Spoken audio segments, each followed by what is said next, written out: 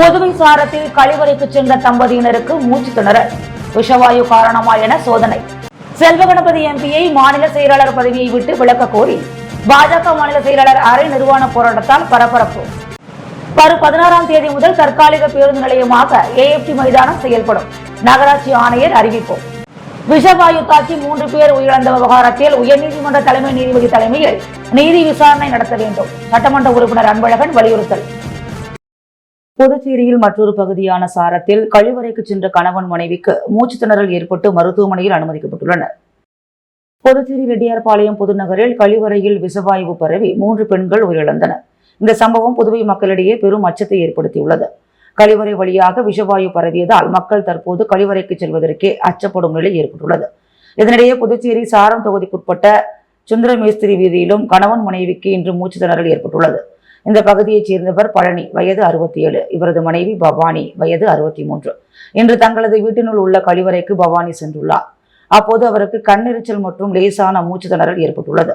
இதனையடுத்து அவர் தனது கணவர் பழனியை உதவிக்கு அழைத்த போது அவருக்கும் அதே உணர்வு இருந்துள்ளது. இதனையடுத்து உடனடியாக இருவரும் அரசு மருத்துவமனையில் சேர்க்கப்பட்டனர். அங்கு மருத்துவர்கள் சிகிச்சை அளித்த நிலையில் இருவரும் சகஜ நிலைக்கு திரும்பினர். இது குறித்த தகவல் அறிந்ததும் பொதுப்பணித்துறை ஊழியர்கள் உடனே சம்பவ இடத்திற்கு சென்று அங்கு சோதனையில் ஈடுபட்டு வருகின்றனர்.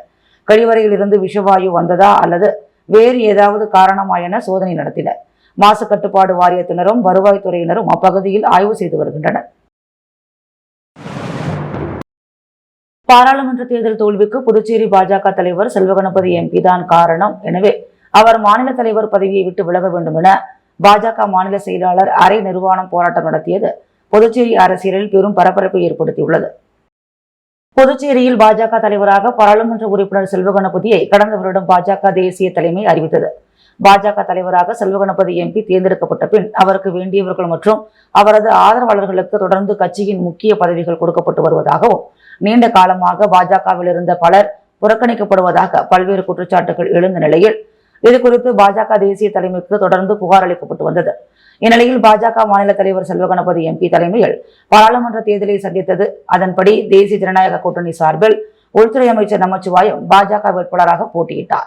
இந்தியா கூட்டணி சார்பில் காங்கிரஸ் தலைவர் வைத்திலிங்கம் போட்டியிட்டார். இதில் 1,60,000 வாக்குகள் வித்தியாசத்தில் வைத்திலிங்கத்திடம் பாஜக வேட்பாளர் நமச்சிவாயம் தோல்வியடைந்தார்.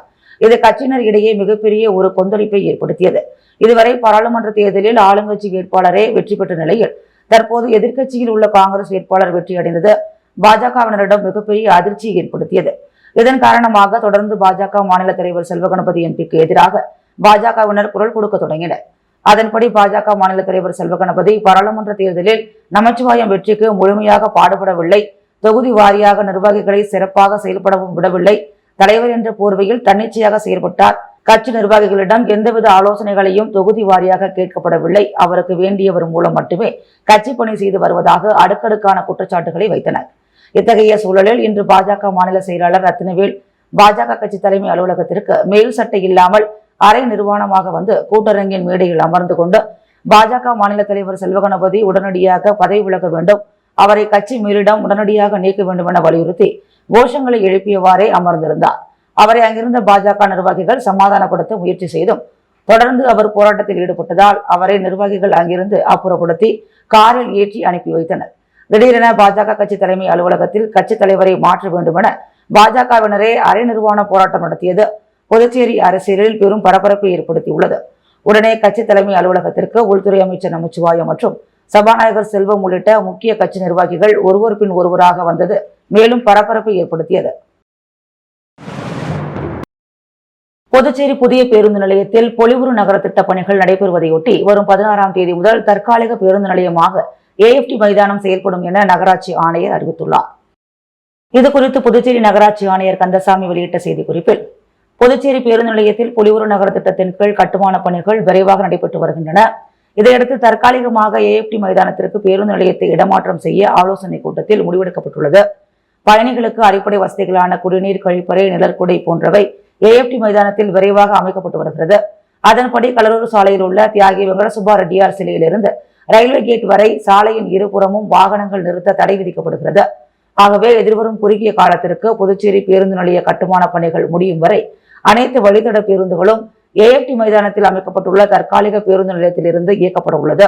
வரும் 16ஆம் தேதி முதல் AFT மைதானத்தில் இயங்கும் பேருந்து நிலையத்தை பயணிகள் பயன்படுத்திக் கொள்ள வேண்டும் என அவர் தெரிவித்துள்ளார். புதுச்சேரியில் விஷவாயு தாக்கி 3 பேர் உயிரிழந்த விவகாரத்தில் உயர்நீதிமன்ற தலைமை நீதிபதி தலைமையில் நீதி விசாரணை நடத்த உத்தரவிட வேண்டும் என்று விசாரணை முடியும் வரை மாவட்ட ஆட்சியர் கட்டுப்பாட்டில் அரசு நிர்வாகம் வர வேண்டும் எனவும் அதிமுக மாநில செயலாளர் அன்பழகன் தெரிவித்துள்ளார்.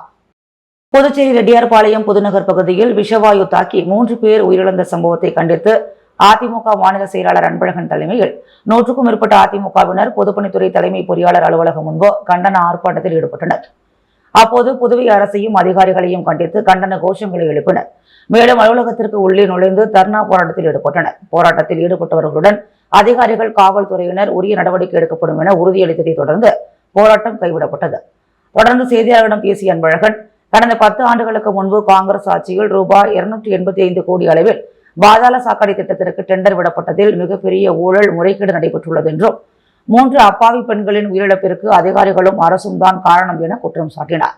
மேலும் சென்னை உயர்நீதிமன்ற தலைமை நீதிபதி தலைமையில் நீதி விசாரணைக்கு உத்தரவிட வேண்டும் என்ற அவர், தேசிய அளவில் நுண்ணுயிர் மூலம் தாக்குதல் ஏற்பட்டால் நடைமுறைப்படுத்தப்படுவது போல விசாரணை முடியும் வரை மாவட்ட ஆட்சியர் தலைமையின் கீழ் அரசு நிர்வாகத்தை கொண்டுவர வேண்டும் என்றார்.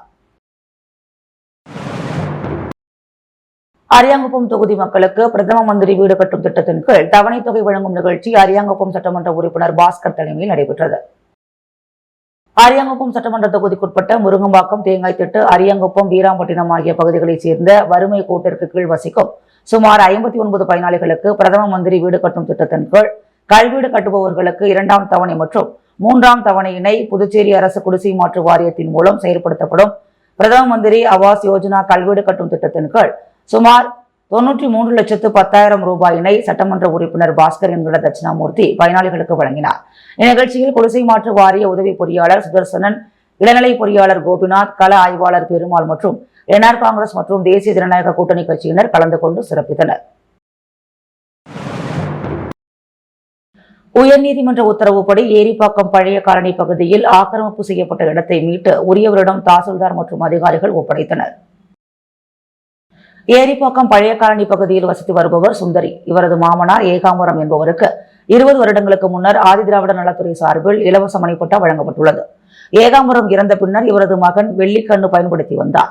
சில வருடங்களில் வெள்ளிக்கண்ணு இறந்த காரணத்தினால் இவரது மனைவி சுந்தரி மாற்று இடத்தில் வசித்து வந்த இவரது இடத்தை கடந்த 2017ஆம் ஆண்டுக்கு முன்னர் ஏரிப்பாக்கம் பழைய காலனி பகுதியைச் சேர்ந்த பாண்டுரங்கன் பிச்சையம்மாள் என்பவருக்கு அதிகாரிகள் துணையோடு பட்டா மாற்றம் செய்யப்பட்டதாக தெரிகிறது. இந்நிலையில் வெள்ளிக்கண்ணு மனைவியாகிய சுந்தரி என்பவர் தங்களுடைய இடம் என்று கூறி பாண்டுரங்கனிடம் கேட்டுள்ளார். அவர் நாங்கள் பட்டா மாற்றம் செய்துள்ளதாக கூறி இடத்தை காலி செய்ய மறுத்துவிட்டார்.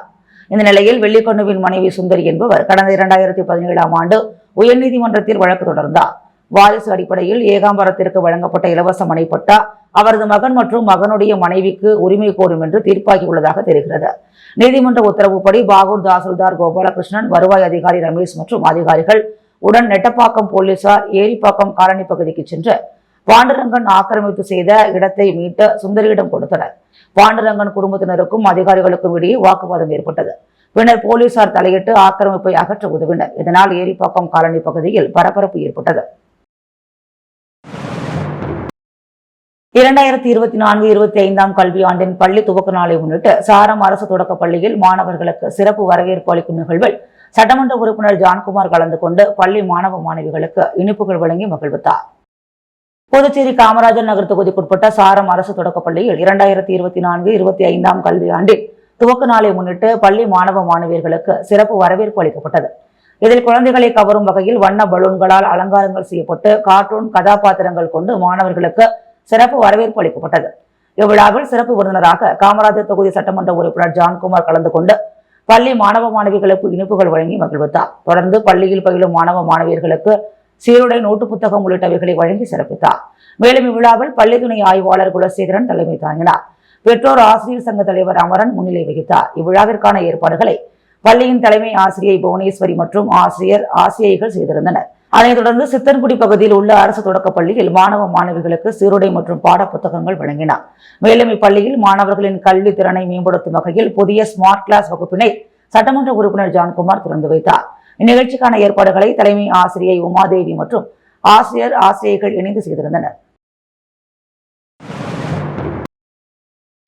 புதுச்சேரியில் உலக ரத்த கொடையாளர் தின கொண்டாட்டத்தையொட்டி நடைபெற்ற ரத்த தான விழிப்புணர்வு நடைபயணத்தில் சுமார் 250 ஜிப்மர் மருத்துவர்கள், ஊழியர்கள், மாணவர்கள் என பலர் பங்கேற்றனர். முதலில் இரத்த வகைகளை கண்டுபிடித்த கார்ல் லாண்ட்ஸ்டைனரின் நினைவாக அவரின் பிறந்த நாளான ஜூன் 14ஆம் நாளை உலக இரத்த கொடையாளர்கள் தினமாக கொண்டாடி வருகின்றோம்.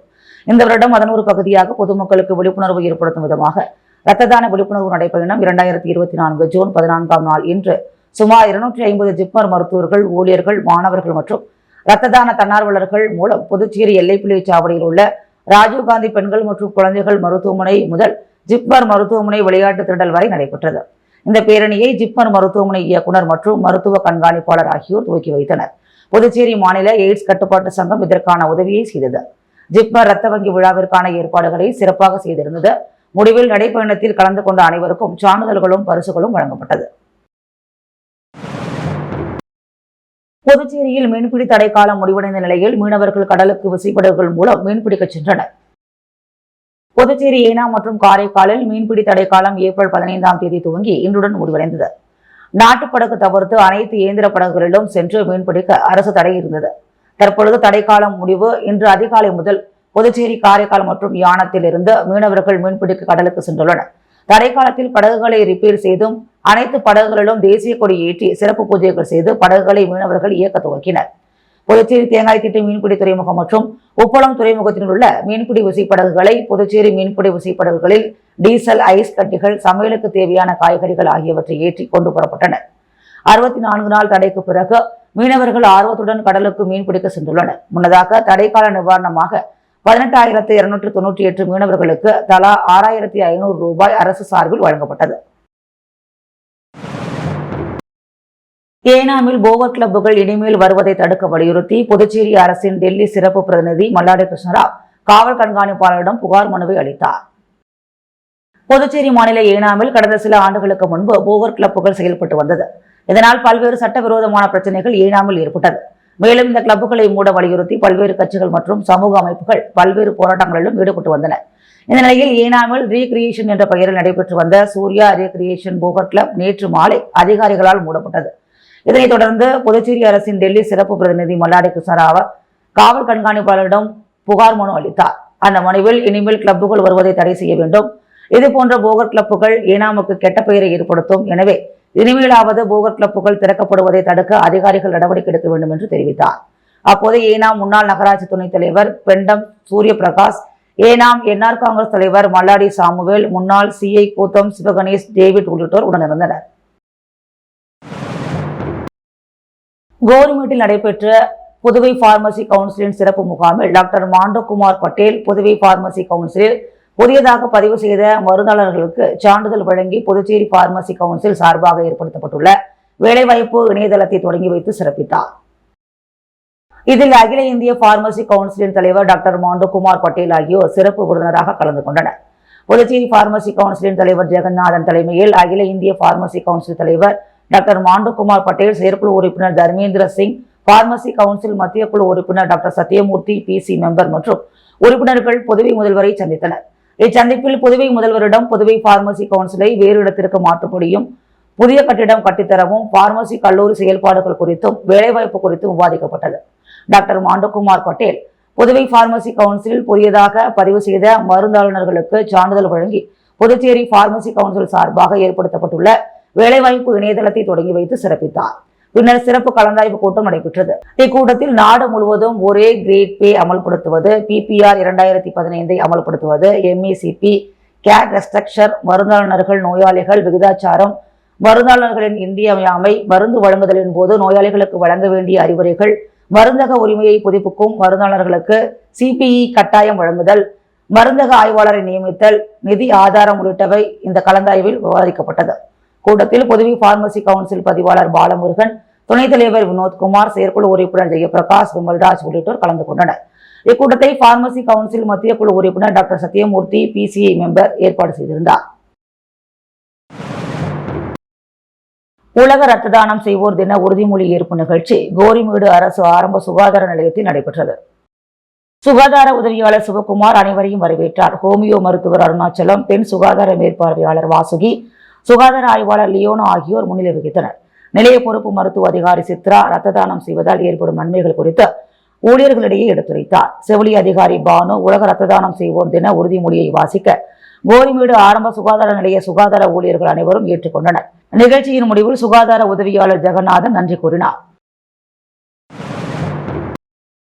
புதுச்சேரியில் இன்று காலை ஆபரேஷன் திரிசூல் என்ற பெயரில் ரவுடிகளின் வீடுகளில் போலீசார் திடீர் சோதனையில் ஈடுபட்டதால் பரபரப்பு ஏற்பட்டது. புதுச்சேரியில் சமீப காலமாக கொலை, கொள்ளை மற்றும் கஞ்சா புழக்கம் அதிகரித்து வருகிறது. இதனை கட்டுப்படுத்த போலீசார் ஆபரேஷன் திரிசூல் என்ற பெயரில் அவ்வப்போது சோதனை மற்றும் பல்வேறு தடுப்பு நடவடிக்கைகளை ஈடுபட்டு வருகின்றனர். இந்த நிலையில் இன்று காலை ஒதியஞ்சாலை காவல் சரகத்திற்கு உட்பட்ட பகுதியான கண்டக்டர் தோட்டம் மற்றும் அதனை சுற்றியுள்ள பகுதிகளில் உள்ள ரவுடிகளின் வீடுகளில் திடீர் சோதனையில் ஈடுபட்டனர். முதுநிலை காவல் கண்காணிப்பாளர் நார சைத்தன்யா, காவல் கண்காணிப்பாளர் லட்சுமி சௌசன்யா ஆகியோர் தலைமையில் இந்த சோதனை நடைபெற்றது. இதில் காவல் ஆய்வாளர்கள், உதவி ஆய்வாளர்கள் மற்றும் ஏராளமான போலீசார் இந்த சோதனையில் ஈடுபட்டனர்.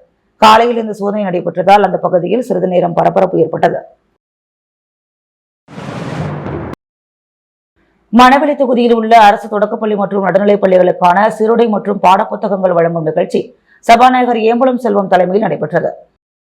மணவெளி தொகுதியில் உள்ள அரசு ஆரம்ப பள்ளி மற்றும் அரசு நடுநிலைப் பள்ளி ஆகிய பள்ளிகளில் பயிலுகின்ற 730 மாணவ மாணவியர்களுக்கு புதுச்சேரி அரசின் சீருடை மற்றும் பாடப்புத்தகங்களை சட்டப்பேரவைத் தலைவர் ஏம்பலம் செல்வம் இன்று காலை அந்தந்த பள்ளிகளுக்கு நேரில் சென்று வழங்கினார்.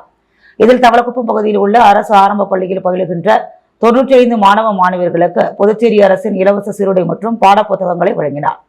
தொடர்ந்து டிஎன் பாளையம் பகுதியில் உள்ள அரசு நடுநிலைப் பள்ளியில் பயிலுகின்ற 163 மாணவ மாணவியர்களுக்கு புதுச்சேரி அரசு இலவச பாடப்புத்தகங்கள், சீருடைகள் வழங்குவதோடு rotary club of Pondicherry youth சங்கத்தின் சார்பாக அந்த பள்ளியில் பயிலுகின்ற 163 மாணவ மாணவியர்களுக்கு காலணிகளை வழங்கினார். பின்னர் பூரணாங்குப்பம் பகுதியில் உள்ள அரசு நடுநிலைப் பள்ளியில் பயிலுகின்ற 160 மாணவ மாணவியர்களுக்கு இலவச சீருடைகள் மற்றும் பாடப்புத்தகங்களை வழங்கினார். அதனையடுத்து மணவெளி பகுதியில் உள்ள அரசு ஆரம்ப பள்ளியில் பயிலுகின்ற 275 மாணவ மாணவியர்களுக்கும், ஓரவெளி பகுதியில் உள்ள அரசு ஆரம்ப பள்ளியில் பயிலுகின்ற 37 மாணவ மாணவியர்களுக்கும் அரசின் இலவச சீருடை மற்றும் பாடக புத்தகங்களை வழங்கி வாழ்த்தினார். இந்நிகழ்ச்சியில் முக்கிய பிரமுகர்கள் Ramakrishnamurthy, Sakthivel, Manoharan, rotary club of Pondicherry youth சங்கத்தின் தலைவர் மற்றும் நிர்வாகிகள், அந்தந்த பள்ளியின் தலைமை ஆசிரியர்கள், ஆசிரியர் பெருமக்கள், பெற்றோர்கள் மற்றும் ஊர் முக்கிய பிரமுகர்கள் கலந்து கொண்டனர். புதுச்சேரி ஆட்டுப்பட்டி புனித அந்தோணியார் திருத்தலத்தின் ஆண்டு பெருவிழா நடைபெற்றது. புதுச்சேரி ஆட்டுப்பட்டியில் அமைந்துள்ள புனித அந்தோணியார் திருத்தலத்தில் ஆண்டு பெருவிழா புதுவை, கடலூர், மதுரை மாவட்ட பேராயர் பிரான்சிஸ் தலைமையில் திருப்பலி வெகு விமர்சையாக கொண்டாடப்பட்டது.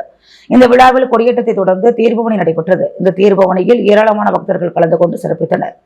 இந்த விழாவில் அருட்தந்தைகள் தேவ சகாயரால், ரொசாரியோ, மைக்கேல், அலெக்ஸ், ஆரோக்கியம், குழந்தைசாமி, பாஸ்கல் ராஜ் மற்றும் அருட் சகோதரிகள், திருவிழா குழுவினர், இளைஞர்கள் மற்றும் திருத்தல இறை மக்கள் ஆகியோர் கலந்து கொண்டனர். ஒதியம்பட்டு முத்துமாரியம்மன் கோவிலில் நடைபெற்று வரும் ஆலய திருப்பணியை எதிர்க்கட்சித் தலைவர் சட்டமன்ற உறுப்பினர் சிவா நேரில் சென்று பார்வையிட்டார். புதுச்சேரி மாநிலம் வில்லியனூர் சட்டமன்ற தொகுதிக்குட்பட்ட ஒதியம்பட்டு பகுதியில் முத்துமாரியம்மன் ஆலய திருப்பணி நடைபெற்று வருகிறது. இந்நிலையில் எதிர்க்கட்சித் தலைவர் சிவா ஆலயத்தில் நடைபெறும் திருப்பணிகளை பார்வையிட்டு துரிதமாக பணியினை மேற்கொள்ள வேண்டும் என்று கூறினார். பணிகள் எவ்வாறு நடைபெறுகிறது என்பதை பார்வையிட்டு கேட்டுக்கொண்டார். மேலும் ஆலயத்திற்கு வேண்டிய அனைத்து வசதிகளையும் செய்து தருவதாக எடுத்துரைத்தார். இந்நிகழ்ச்சியில் ஊர் முக்கிய பிரமுகர்கள், திமுக விவசாய அணி அமைப்பாளர் குலசேகரன், பாலு, மாரிமுத்து, ஏழுமலை, ஆனந்த், விநாயகம், செல்வராசு, திருவேங்கடம் மற்றும் ஆலய நிர்வாக அதிகாரி பர்குணன், ஊர் பொதுமக்கள் பலர் கலந்து கொண்டனர். உலக ரத்த தான தினத்தை முன்னிட்டு புதுச்சேரி கடற்கரை சாலையில் விழிப்புணர்வு பேரணி நடைபெற்றது. உலக ரத்த தான தினத்தை முன்னிட்டு புதுச்சேரி இந்திரா காந்தி அரசு மருத்துவக் கல்லூரி, ரத்த வங்கி மற்றும் புதுச்சேரி ரத்த பரிமாற்ற குழுமம் இணைந்த புதுச்சேரி கடற்கரை சாலை காந்தி சிலை முதல் புதுச்சேரி தாவரவியல் பூங்கா வரை ரத்த தான விழிப்புணர்வு நடைபேரணியை நடத்தியது. இந்நிகழ்வை கல்லூரி இயக்குநர் உதயசங்கர் மற்றும் புதுச்சேரி எய்ட்ஸ் கட்டுப்பாட்டு சங்க இயக்குநர் சித்ராதேவி ஆகியோர் இணைந்து கொடியசைத்து தொடங்கி வைத்தனர். முதல்வர் ராமச்சந்திர பட், கல்லூரி மருத்துவ கண்காணிப்பாளர் ஜோசப் ராஜேஷ், கல்லூரியின் நோயியல் துறை தலைவர் பானுஸ்ரீ, இரத்த வங்கி மருத்துவ அதிகாரி கார்த்திகேயன் ஆகியோர் உடனிருந்து சிறப்பித்தனர். இந்த விழிப்புணர்வு பேரணியில் இரத்த தானத்தின் முக்கியத்துவம் குறித்த வாசகங்களுடைய பதாகைகளை ஏந்தி கொண்டு இந்திரா காந்தி அரசு மருத்துவக் கல்லூரி மற்றும் செவிலிய கல்லூரியின் மாணவர்கள் திரளானோர் ஆர்வமுடன் பங்கேற்றனர். இந்நிகழ்விற்கான ஏற்பாட்டினை இரத்த வங்கி ஊழியர்கள் சிறப்புடன் செய்திருந்தனர். புதுச்சேரியில் பயணி தவறவிட்ட 10 பவுன் தங்க நகைகளை காவல் நிலையத்தில் ஒப்படைத்த ஆட்டோ ஓட்டுநரை போலீசார் வெகுவாக பாராட்டினர். சென்னை திருவல்லிக்கேணியைச் சேர்ந்தவர் பிரகாஷ். இவர் தனது குடும்பத்தினருடன் புதுச்சேரிக்கு திருமண நிகழ்ச்சிக்காக வந்தார். அப்போது அவர் புதுச்சேரி நகர் காமராஜர் சாலையிலிருந்து ஆட்டோ மூலம் கிழக்கு கடற்கரை சாலையில் உள்ள திருமண மண்டபத்திற்கு சென்றார்.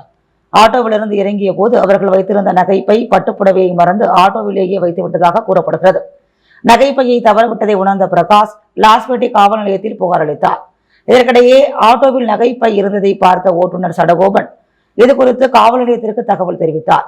ஆட்டோ ஓட்டுநரை காவல் நிலையம் வரவழைத்த போலீசார் அவரையே பிரகாஷிடம் நகை பை மற்றும் பட்டுப்புடவை ஒப்படைக்க கேட்டுக்கொண்டனர்.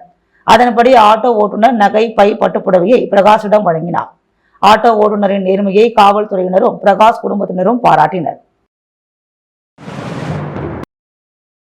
புதுவை வெங்கடாநகர் தமிழ்ச்சங்க அரங்கில் புதுவை தமிழ் சான்றோர் பேரவை மற்றும் புதுவை இலக்கிய புழல் இலக்கிய மன்றம் சார்பில் மறைந்த தமிழ் மாமணி புலவர் அரங்க நடராசரின் 60ஆம் நாள் நினைவேந்தல் மற்றும் படத்திறப்பு விழா நடைபெற்றது. பேராசிரியர் தமிழ்ச்செம்மல் ராச குழந்தை வேலனார் தலைமையில் நடைபெற்ற நிகழ்ச்சியில் புதுவை இலக்கிய புழல் இலக்கிய மன்ற நிறுவனர் தமிழ் மாமணி புலவர் பூங்குடி பாராங்குசம், புதுவை தமிழ் சான்றோர் பேரவை நிறுவனர் கலைமாமணி முனைவர் நெய்தல் நாடன் ஆகியோர் முன்னிலை வகிக்க முனைவர் ஆனந்தன் வரவேற்புரை நிகழ்த்தினார். புதுச்சேரி அரசு கலை பண்பாட்டுத்துறை இயக்குநர் கலியபெருமாள் நிகழ்வில் சிறப்பு அழைப்பாளராக பங்கேற்று அண்மையில் மறைந்த தமிழ் மாமணி அரங்க நடராசரின் திருவுருவப் படத்தை திறந்து வைத்து 2 நிமிடம் மௌன அஞ்சலி செலுத்தி இரங்கல் உரையாற்றினார். தொடர்ந்து கலைமாமணிகள் முனைவர் இளங்கோ, முனைவர் சம்பர், சீனு வேணுகோபால், கோவிந்தராசு, பூபதி, பெரியசாமி, பாவலர் புதுவை நெடுஞ்செழியன், தமிழ் மாமணி துறை மாளிகையினார், தமிழ் மாமணி முனைவர் சிலம்பு செல்வராசு, முனைவர் சிவ இளங்கோ, கவிச்சுடர் சீனு மோகன்தாஸ், பாவலர் வேணு, ஞானமூர்த்தி, சடகோபன் ஆகியோர் நினைவேந்தல் உரை நிகழ்த்தினர். புலவர் அரங்கநராசரின் பன்முக படைப்பாற்றல் திறன் குறித்து நடைபெற்ற பாவணக்க நிகழ்வில் கவிஞாயிறு முருகுமணி, பேராசிரியர் முனைவர் உரு அசோகன், கலைமாமணி இளமுருகன், கலைமாமணி அசோகா சுப்பிரமணியன், மரபு மாமணிகள் வடுகை கண்ணன், கலியபெருமாள், கலைமாமணி ராமதாஸ் காந்தி, போரிஞர் ராதே, கவிஞராயிரு வீரமுருகையன், கவிச்சுடர் குமரவேல், கவிச்சுடர் ஜெயலட்சுமி ஆகியோர் கவிதை வாசித்தனர். முடிவில் செந்தமிழ் தொண்டர் சவரி பத்மநாபன் நன்றி கூறினார். நிகழ்வில் இளம்பூரணன், ஆன்மீக செம்மல் முத்து ஐயாசாமி, பேராசிரியர்கள் கோவலன், வேல் கார்த்திகேயன், பாவலர் அரங்க விஜயரங்கம், சீனு தமிழ்மணி, பாவலர் திருநாவுக்கரசு, தேசிய விருதாளர் ஆதவன், விரிவுரையாளர்கள் அப்துல் ஃபாரூக், சுந்தரசேகர், சித்தார்த்தனன், கலைமாமணி மாணிக்கம் மற்றும் குடும்பத்தினர், தமிழ் அறிஞர்கள் பெருந்தளராக கலந்து கொண்டனர். கவிதை வானில் கவிமன்றம் மற்றும் உலக கவிஞர்கள் சங்கமம் இணைந்து நடத்திய முப்பெரும் விழாவில் வழக்கறிஞர் ஐயப்பனுக்கு சமூக சேவைக்கான விருதை சபாநாயகர் செல்வம் வழங்கி பாராட்டினார். புதுச்சேரி கவிதை வானில் கவிமன்றம் மற்றும் உலக கவிஞர்கள் சங்கமம் இணைந்து பிருந்தாவனத்தில் உள்ள செயின்ட் மேரி சேக்ரட் பள்ளியில் முப்பெரும் விழா நடைபெற்றது. விழாவில் மொழிவார்த்தை ரேவதி ஜனார்த்தனன் இசைக்க வரவேற்புரையை புவனேஸ்வரி ஆற்றினார். பள்ளி முதல்வர் இருதய மீறி கவிதை வானில் கவிதை மன்ற தலைவர் கலாவிசு, உலக கவிஞர்கள் சங்கம தலைவர் புதுவைக்குமார் ஆகியோர் முன்னிலை வகித்தனர். தொடர்ந்து கவியரங்கம் நடைபெற்றது. விழாவில் சிறப்பு அழைப்பாளராக சபாநாயகர் செல்வம் கலந்து கொண்டு ஏழை எளிய மாணவர்களுக்கு தொடர்ந்து பல்வேறு நலத்திட்ட உதவிகளை செய்து வரும் வழக்கறிஞர் ஐயப்பனுக்கு சமூக சேவைக்கான பதக்கம் மற்றும் விருதுகளை வழங்கி வாழ்த்துக்களை தெரிவித்தார். தொடர்ந்து வேள்விழி சிவக்கொழுந்து இணைப்புரை வழங்க சரஸ்வதி வைத்தியநாதன் நன்றி உரையாற்றினார். முத்து கோல்டோஸ் வழங்கும் தங்க மற்றும் வெள்ளி விலை நிலவரம். தங்கம் 1 கிராம் 6590 ரூபாய், வெள்ளி 1 கிராம் 92 ரூபாய். புதுவை சாரத்தில் கழிவறைக்கு சென்ற தம்பதியினருக்கு மூச்சு திணறல், விஷவாயு காரணமா என சோதனை. செல்வகணபதி எம்பியை மாநில செயலாளர் பதவியை விட்டு விலக்க கோரி பாஜக மாநில செயலாளர் அரை நிர்வாண போராட்டத்தால் பரபரப்பு. வரும் 16ஆம் தேதி முதல் தற்காலிக பேருந்து நிலையமாக AFT மைதானம் செயல்படும், நகராட்சி ஆணையர் அறிவிப்பு. விஷவாயு தாக்கி 3 பேர் உயிரிழந்த விவகாரத்தில் உயர்நீதிமன்ற தலைமை நீதிபதி தலைமையில் நீதி விசாரணை நடத்த வேண்டும், சட்டமன்ற உறுப்பினர் அன்பழகன் வலியுறுத்தல். ஆபரேஷன் திரிசூல், ஒதியஞ்சாலை காவல் சரகத்துக்கு உட்பட்ட ரவுடிகளின் வீடுகளில் போலீசார் திடீர் சோதனை. மணவெளி தொகுதி அனைத்து அரசு தொடக்கப்பள்ளி நடுநிலைப்பள்ளி மாணவர்களுக்கு சீருடை வழங்கினார் சபாநாயகர் செல்வம்.